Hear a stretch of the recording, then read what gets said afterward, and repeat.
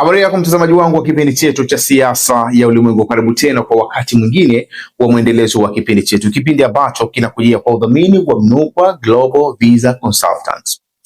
Bila shaka tukielekea katika sehemu ya uchambuzi wetu wa muda huu ni kwamba nchi ya Urusi imekuwa ikifululiza kufanya mashambulizi katika nchi ya Ukraine, na hasa mashambulizi yamekuwa kwa muda wa siku kadhaa yakifocus zaidi kutoka katika sehemu ya mji wa Odessa. Mji wa Odessa ni mji ambao unapatikana katika upande wa bahari ya Black Sea, na ni mji ambao unapakana na miongoni mwa nchi muhimu ambazo ni members wa NATO, hasa nchi ya Romania. Na nchi ya Romania inabeba umuhimu mkubwa kwa kuzingatia kwamba nchi za NATO zimekuwa na project kubwa ya kutengeneza bezi kubwa zaidi katika nchi za NATO katika bara la Ulaya, inajulikana kama Constanta Base. Kwa hivyo katika siku za karibuni kuanzia tarehe 28 takriban ya mwezi wa sita mpaka kwenye tarehe 13, 14 nchi ya Urusi imekuwa ikifanya mashambulizi makubwa zaidi katika mji wa Odessa. Kinachoonekana katika taswira ya nje ni kama vile nchi ya Urusi imekuwa ikifanya mashambulizi katika mji wa Odessa kama kulipiza kisasi kwa kile kilichokuwa kinafanywa na nchi ya Ukraine, hasa katika sehemu ya mji wa Crimea, lakini vile vile katika sehemu ya Mariupol ambayo inapakana na sehemu ya bahari ya Azov.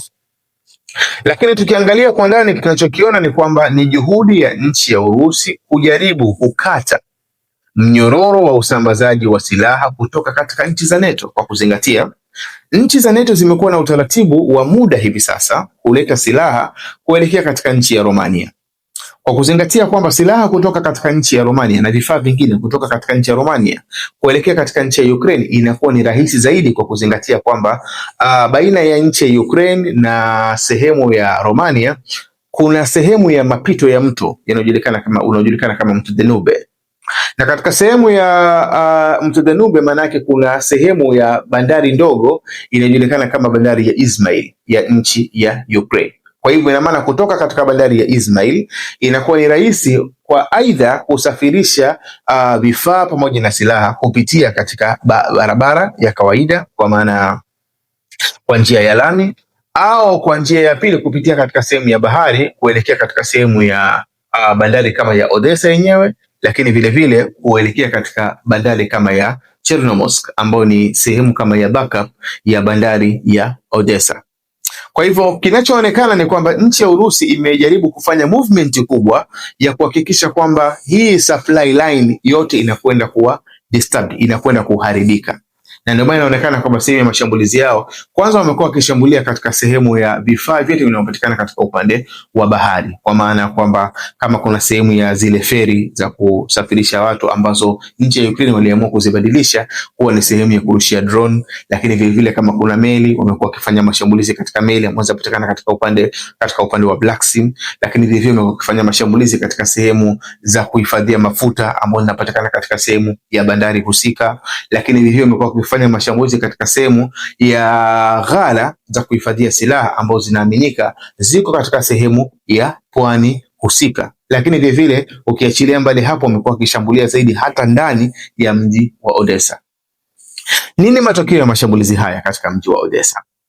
Kwa kuzingatia kwamba mji wa Odessa ni mji ambao ulikuwa ukipokea silaha na vifaa hasa kutoka katika nchi ya Romania au vile vile kutoka katika nchi ya Bulgaria kuingia katika nchi ya Ukraine. Mji wa Odessa unapokuwa una paralyze, matokeo yake ni kwamba Odessa yenyewe inakuwa haiwezi kufanya kazi vizuri, lakini vile vile miji inayoendelea katika upande wa juu, maana tunazungumzia miji kama Mykolaiv, miji kama Dnipropetrovsk,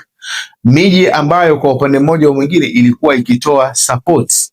katika zile harakati za nchi ya Ukraine ambazo zimekuwa zikiendelea dhidi ya nchi ya Urusi katika miji ambayo imekamatwa na nchi ya Urusi, maana tunasema miji kama Donetsk, Luhansk, Zaporizhia pamoja na Kherson. Katika mazingira namna hiyo, maana yake ni kwamba hii miji yote itashindwa kufanya kazi vizuri, kwa kuzingatia kwamba ilikuwa ikitegemea kwa kiwango fulani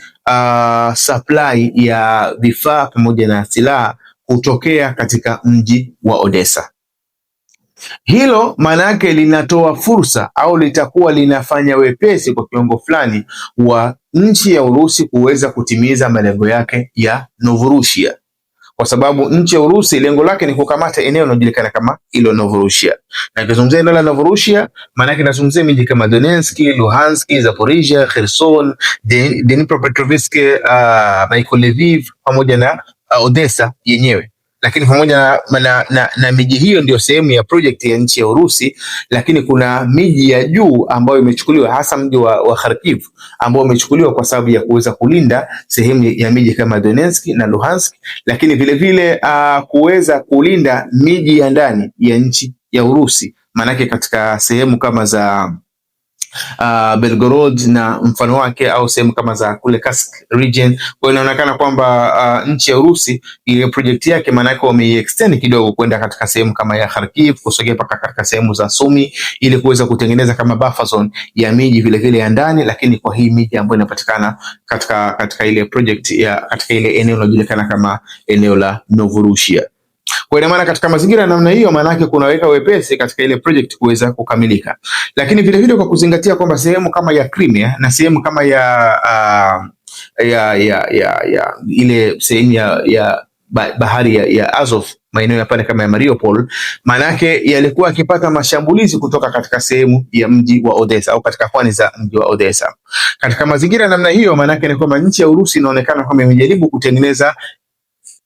kama kinga dhidi ya mashambulizi yaliyokuwa yakiendelea katika sehemu ya Crimea na katika sehemu kama za Mariupol. Kwa hiyo inaonekana ni moja vile vile ya hesabu ambayo inaonekana kwamba nchi ya Urusi wamejaribu kuja nayo. Lakini vile vile kinachoonekana ni kujaribu vile vile kufifisha ndoto ya muda mrefu ya Rais Vladimir Zelensky kutokana na mgogoro ambao umekuwa ukiendelea kwa muda mrefu baina ya nchi ya Urusi na nchi ya Ukraine. Alikuwa akijaribu kuhuisha au kuipa uhai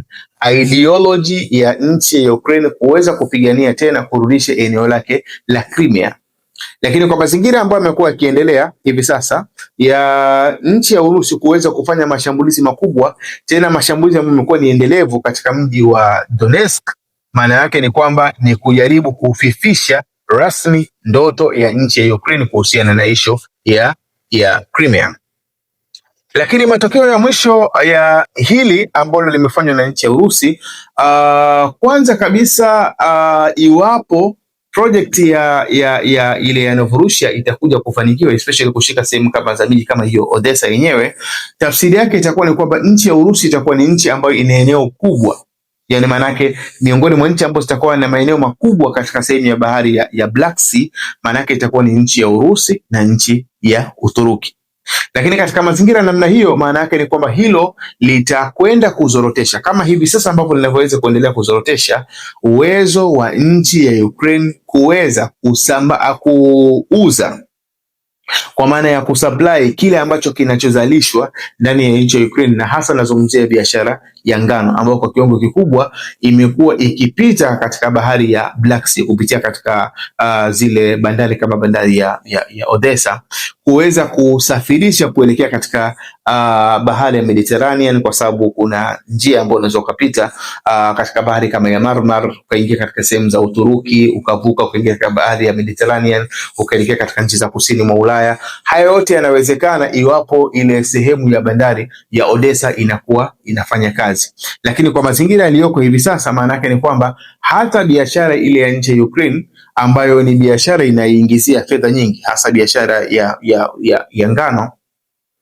maana yake ni kwamba inaweza ikaathirika kwa kiwango kikubwa kutokana na sera ambayo nchi ya Urusi sasa hivi wamekuwa wakiishika ya kuhakikisha kwamba sehemu ya Odessa inakuwa haifanyi kazi vizuri au haifanyi kazi kabisa, kwa kuzingatia kwamba ni senta muhimu ambayo imekuwa ikitumika katika kuingiza silaha ndani ya nchi ya Ukraine. Kwa hiyo kiujumla ni kwamba hayo ni mazingira ambayo yamekuwa yakiendelea especially katika upande wa bahari ya Black Sea, yakihusisha sehemu ya juhudi ya nchi ya Urusi kujaribu kuidhibiti nchi ya Ukraine, na yakiwa vile vile kwa upande mwingine inaonyesha ni namna gani kwamba nchi ya Ukraine inaweza ikadhoofika katika sehemu ya supply line yake ambayo imekuwa ikiendelea kuipa uhai au kuyapa uhai baadhi ya maeneo yake kama ya Mykolaiv, maeneo kama ya Dnipropetrovsk, ambao kwa hivi sasa inaonekana kwamba nchi ya Urusi moja katika focusing yake imekuwa ikielekea katika miji hiyo ambayo ilikuwa ikitegemea kupata support kutoka katika mji wa Odessa. Kwa hiyo kwa kifupi, maana yake tulisema tukuletee update hii ili uweze kufahamu kile kinachoendelea katika nchi ya Urusi, na hasa mashambulizi ambayo yamekuwa yakifanyika katika mji wa Odessa, ambao mwisho wa siku yanaweza yakatoa fursa ya nchi ya Urusi kuweza kufikia katika plani yake ya kuchukua eneo linalojulikana kama eneo la Novorossiya. Kwa hiyo bila shaka bado tutakuwa tuna muda wa kuendelea kulifuatilia jambo hili na mengine katika nchi ya Urusi kwa upana mkubwa zaidi, lakini tukitaraji kwamba huenda katika muda unaofuata tunaweza tukakuletea taswira ambayo itakuwa ni bora zaidi ya hii ambayo tumekuletea. Jina langu naitwa Maulid Ali Mnukwa. Nikuombe uendelee kufuatilia vipindi vyetu na nikuombe usahau kusubscribe, kulike, kushare pamoja na kucomment. Uwe na muda mwema.